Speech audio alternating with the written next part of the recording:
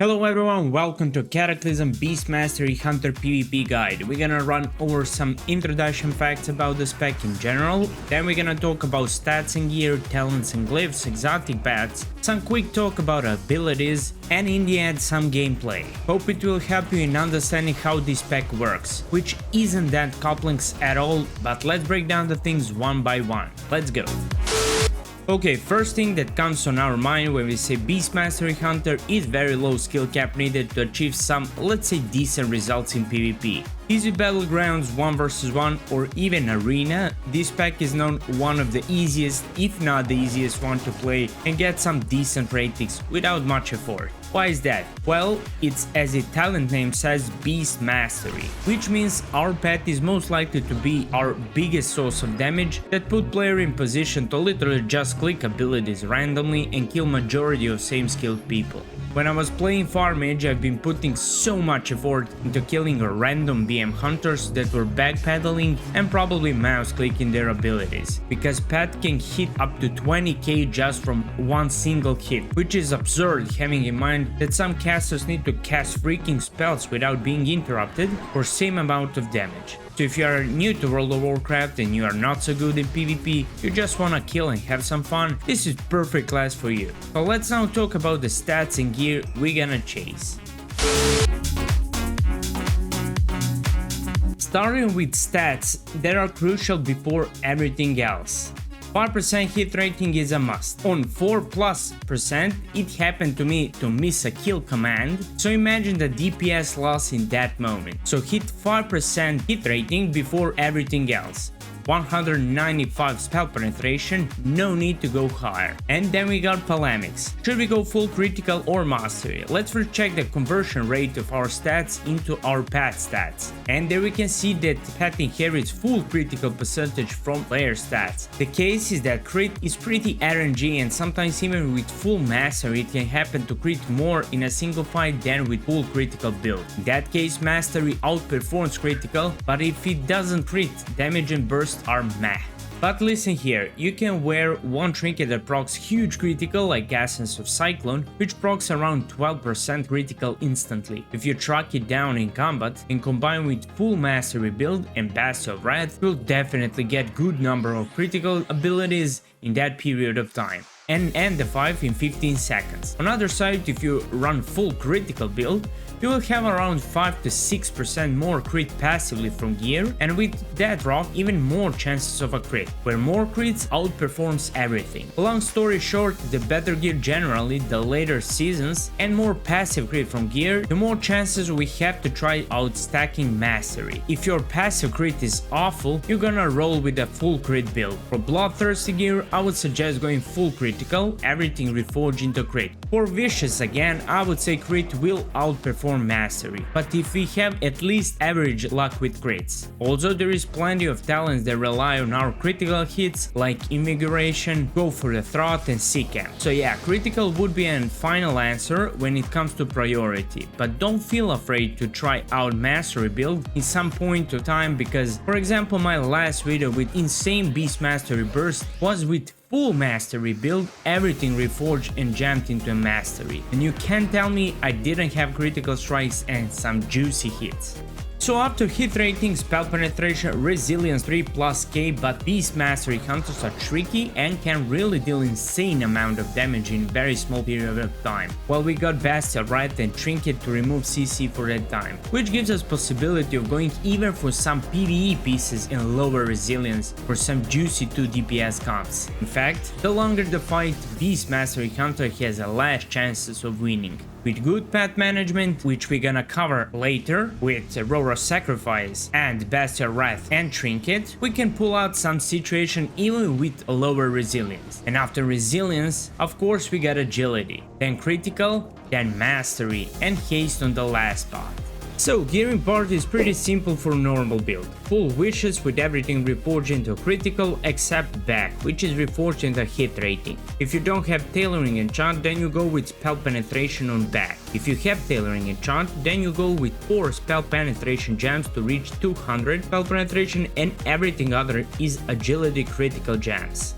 Enchants are also standard with agility and resilience, And you can go even with PvE enchants, also for some bonus and passive stats, while you don't lose much resilience that way.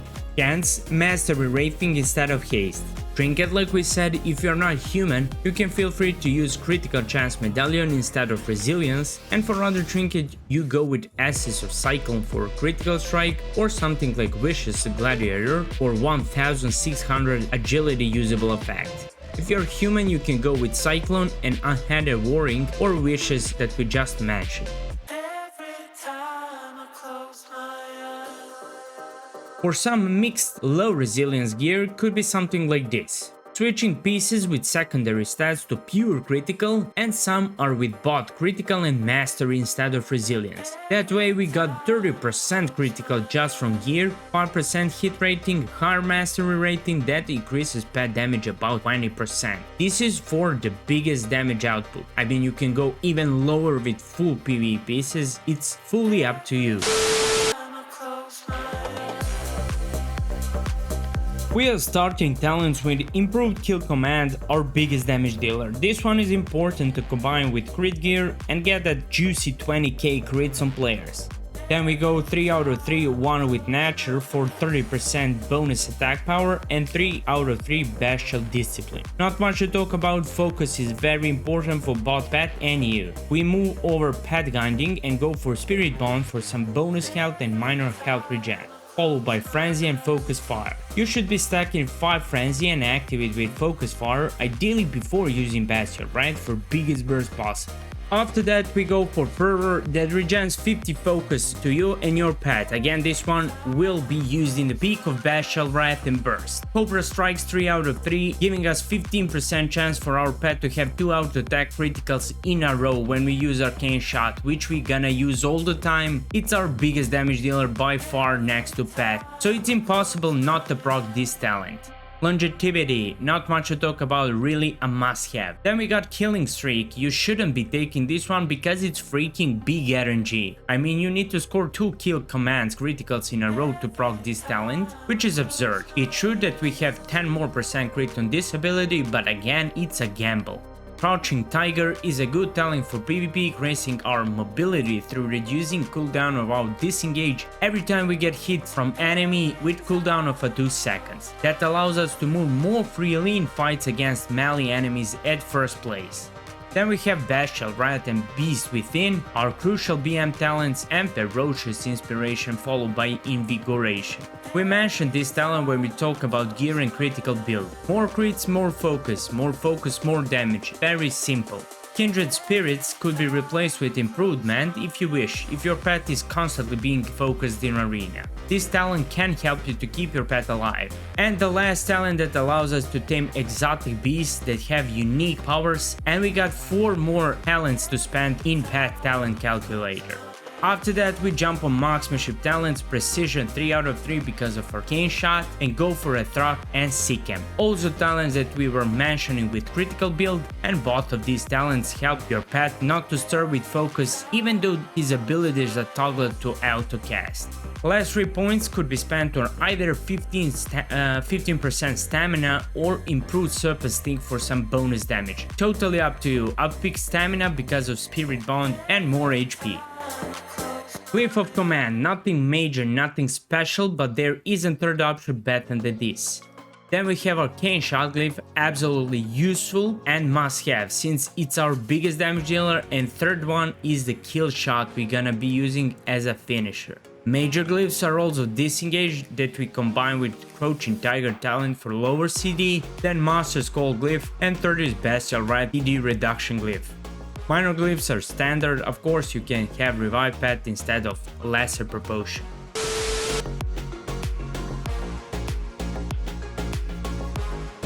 Okay, we got 2 type of pets we're gonna use all the time, one Ferocity and one Tenacity. Combine Ferocity pet for most damage and Tenacity to get Roar of Sacrifice. You have Deterrence and Freezing Trap to be able to dismiss and switch pets in middle of fight. You can even call double Tenacity pets for double Roar of Sacrifice if there are some harder matchups. All in all, you need at least one Ferocity and one Tenacity pet with macro to call when needed. With last Beast Mastery talent, we are now able to tame exotic pets. Every exotic pet has their own unique ability, so there is a list of most popular exotic pets and their abilities. For most damage, you will either go with Spirit Beast or Devil Sword, as they provide the biggest damage buffs and their ferocity abilities. All other pets are situational, and you can absolutely use every single pet possible if you think it will be useful in certain situation or matchup. All other non-exotic pets are also option to use for their special abilities and then switch to exotic one. I'll just list some of the pets and their abilities fast, so we don't waste much time on explaining this stuff. When it comes to talents, we now have 4 more points to spend, and that allows us to make pets even stronger. Ferocity talent build could be something like this, with possible changer dropping charge and shock attack to get bloodthirsty, and Phoenix in case your pet is constantly being focused and killed in arena. On the other side, tenacity pet build could look like this.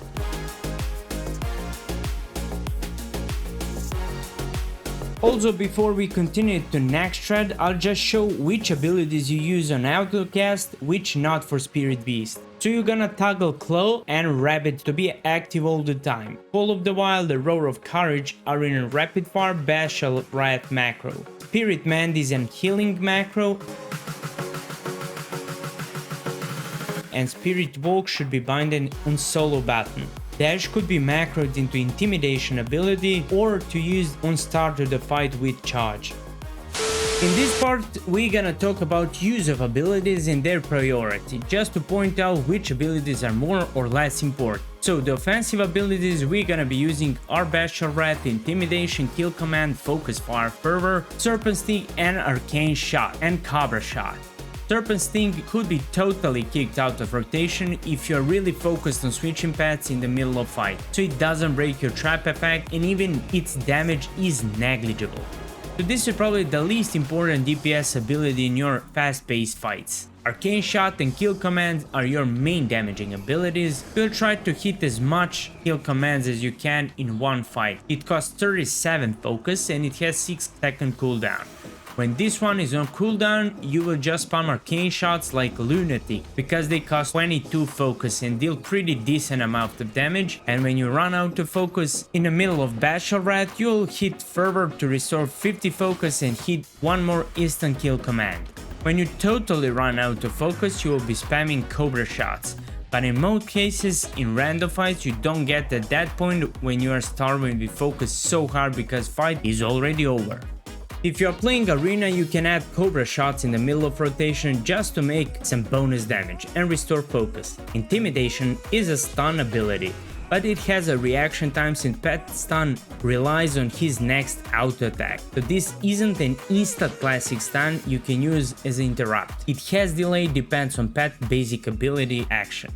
Focus Fire is an ability that increases our range haste and restores some focus to pet. You're gonna use it when proc pops in the middle of screen when you got full stacks. That's it, it doesn't cost anything and it doesn't require global CD.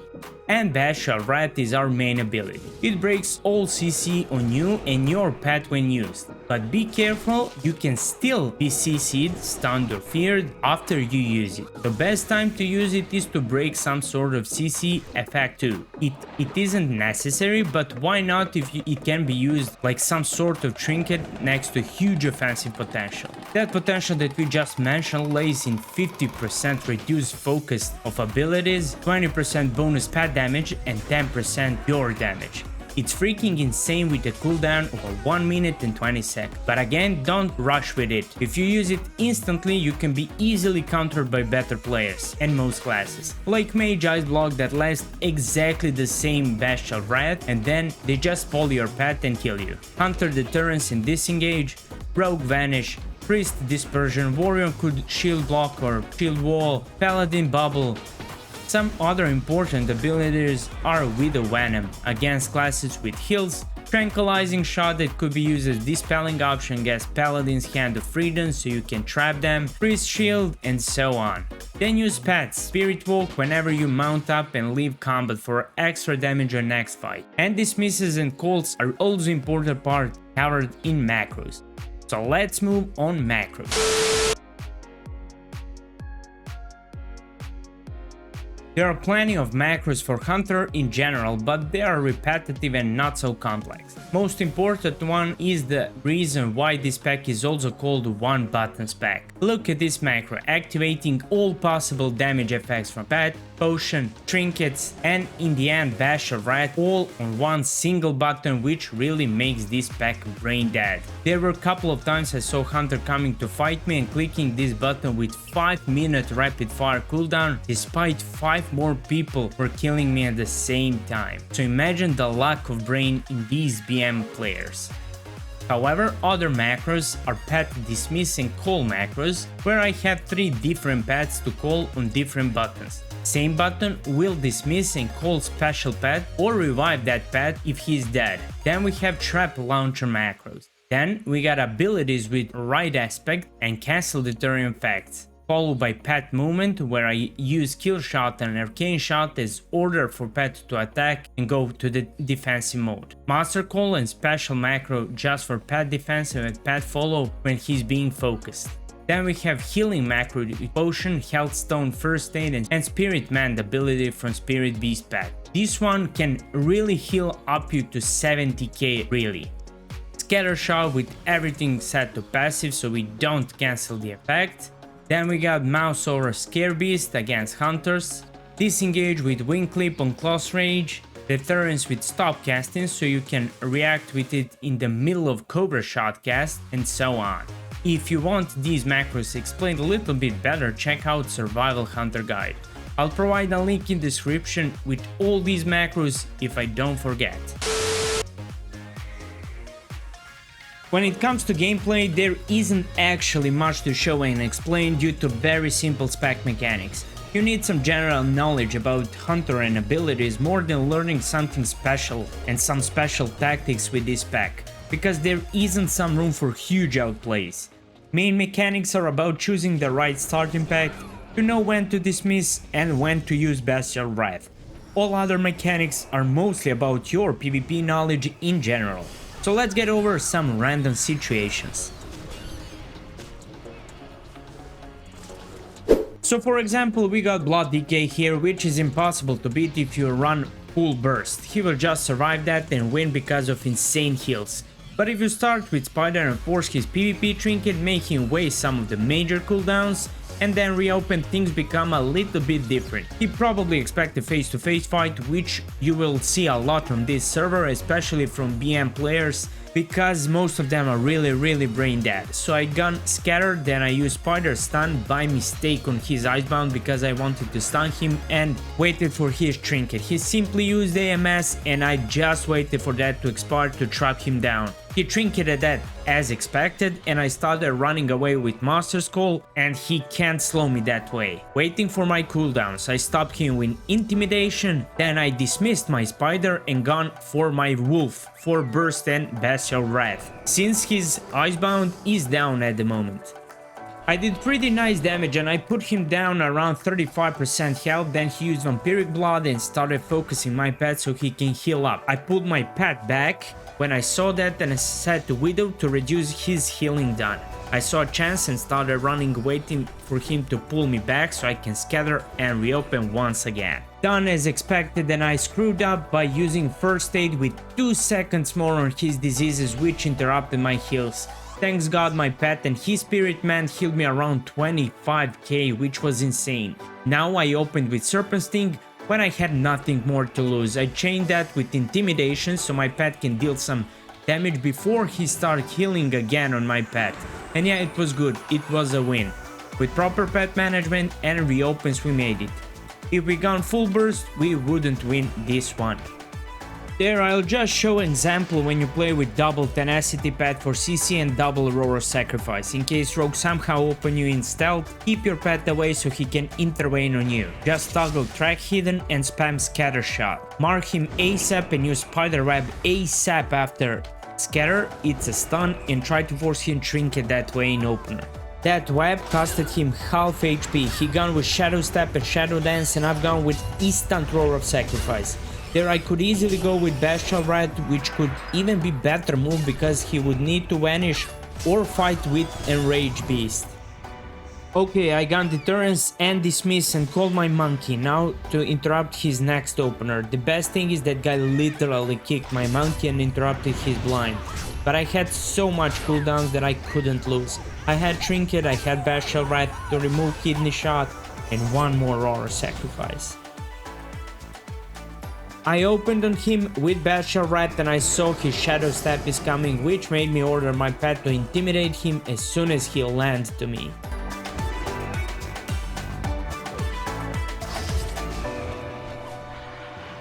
This is one for burst lovers. I started with Spider, Scatter into Spider Stun, Trinket on Horror, so I can avoid Vampiric Touch. He probably thought I've gone with Bestial Rat and he gone Dispersion. I ran into him with Deterrence and I tried to force his fear. I took my time to dismiss and call Pat. He feared me, I instantly gone with Bestial Rat, removed fear that way, and you can see the damage. Like 80k health in 2 to 3 seconds.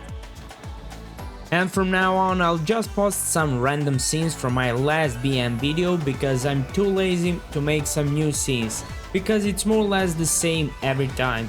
Either you go with full burst and spirit beast or you change your pets in fight. I've shown some fights where we dismiss pets and there are some scenes with burst. Check out that video for more scenes. I hope this guide helped you a bit. And if it was helpful, make sure to subscribe to the channel and leave a like, because it means a lot to me. Thanks again and see you soon.